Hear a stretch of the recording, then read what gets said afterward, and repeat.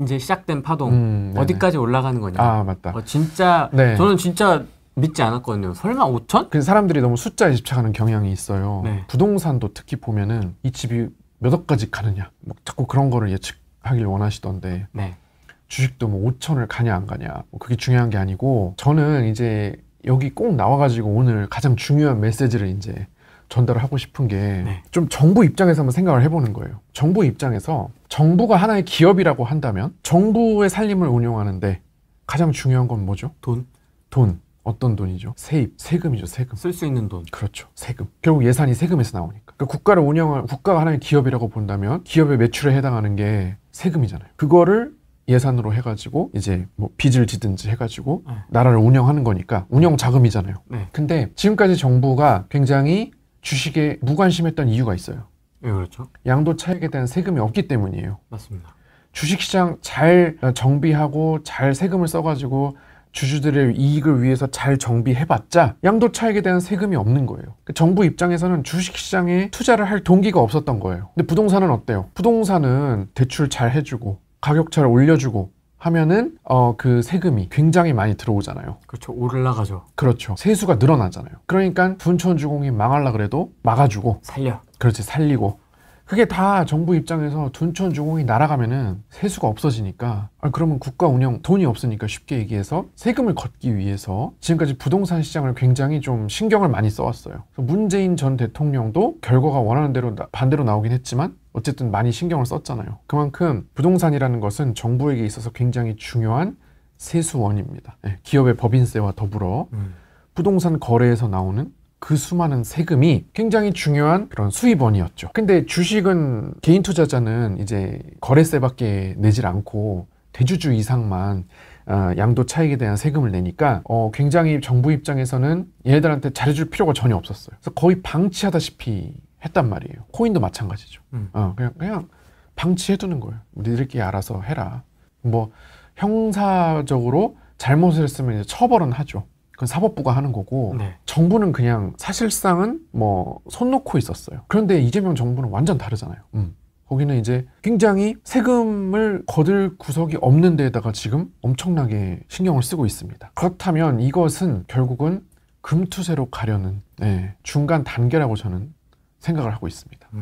원래 금투세를 부과하려고 했는데 하도 반발이 심하니까 철회를 했잖아요. 민주당에서. 그러니까 민주당은 지금 금투세를 굉장히 부과를 하고 싶어 하는데 도저히 이 지금의 어떤 체력으로는 금투세 감당이 안 되고 너무 조세 저항이 심하고 반발이 심하니까 대선을 앞두고 철회를 했는데 속마음은 사실 세금을 걷고 싶겠죠. 근데 이제 제가 볼 때는 선후를 바꾼 것 같아요. 예전에는 금투세를 먼저 부과한 다음에 그 다음에 이제 증시 활성화를 하려고 했는데 이게 조세 저항이 너무 심하니까 그러면 증시 활성화를 먼저 하자. 증시 활성화를 먼저 누가 봐도 금투세 부과의 명분이 확 뚜렷하게 확실하게. 그래서 예를 들어 코스피가 4천을 가면 그때 가서 금투세 부과한다 그러면 이제 사람들이 수긍을 한단 말이에요. 뭐 올랐으니까 내지 뭐. 그렇지. 이런 느낌으로. 번 돈이 많으니까 뭐 20% 낸다. 미국 주식 내고 있으니까 이제 그게 되는데 20% 좀 많다.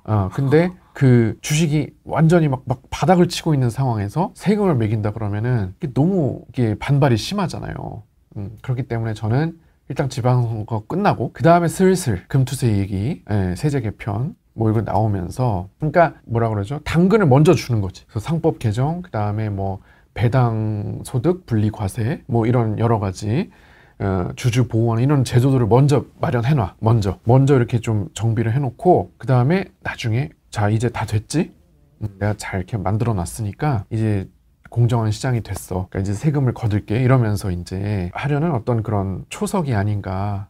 그래서 민주당에서 선후를 바꾼 것이 아닌가라는 그런 생각이 있어요. 그러면 사실상 지금 인구 구조가 점점 이렇게 되고 있잖아요.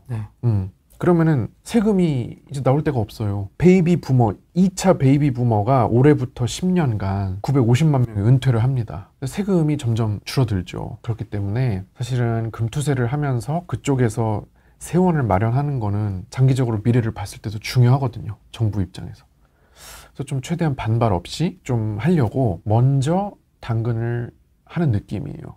그게 아니면 세금도 안 나오는데 이렇게까지 막 극단적으로 정부에서 주식해라 부동산 하지 말고 주식해라 이러는 게 설명이 안 되잖아요. 부동산을 하면 세금이 많이 나오니까 정부는 좋거든요. 물론 이제 부동산 가격이 오르면 지지율이 떨어지는 이건 별개고, 이제 그런 행정부의 그 입장에서 보면 근데 부동산을 하지 마라? 세금이 그렇게 나오는데 대신에 주식을 해라? 거긴 주식은 백날 개인들이 막 그 거래하고 그 수익을 내봤자 세금이 없는데, 거래세 말고는 들어오는 게 없는데, 약간 이상하거든요 지금.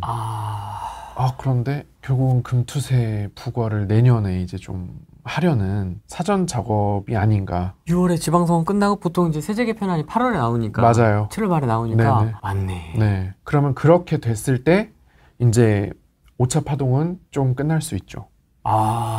그런데 이건 그냥 제 추론이고 뭐 이렇게 된다는 근거가 없잖아요. 그냥 이제 돌려본 거지. 이게 아닐까라고 생각한 거지. 그렇기 때문에 그때 가서도 금투세가 안 나올 수 있죠. 계속 이렇게 갈 수 있어요. 그러면 뭐 파동이 더 갈 수도 있는 거고요. 지금 단정짓기보다는 그런 여러 가지 문제, 선거 결과, 북한과의 관계, 미국과의 관계, 그 다음에 금투세, 이런 여러 가지 종합적인 요인들을 분석해서 이제 그때 예상치를 바꿔야 되는 겁니다.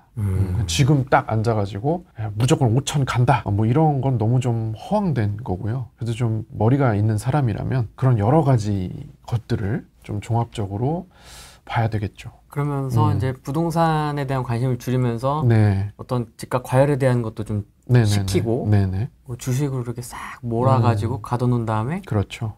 때리는 거지. 근데 이제 이 민주당이 작년까지 굉장히 금투세를 하고 싶어 했어요. 엄청 강력했죠. 진성준. 진성준. 네, 그분께서 너무 하고 싶어 하셨는데 결국은 이제 조기 대선을 치르게 됐으니 철회했거든요. 대선을 일단 이겨야 되니까. 근데 사실 계엄령 나기 전까지는 조기 대선이 아니었으니까 민주당 입장에서는 하고 싶었을 거예요. 근데 조기 대선이 되니까 야 일단은 금투세 하지 말자. 선거부터 일단 이기고 보자. 이렇게 해가지고 된 거잖아요. 운명이 된 거니까요. 그러면 좀 많이 올려놔야 될 것 같은데요, 주가를? 그렇죠.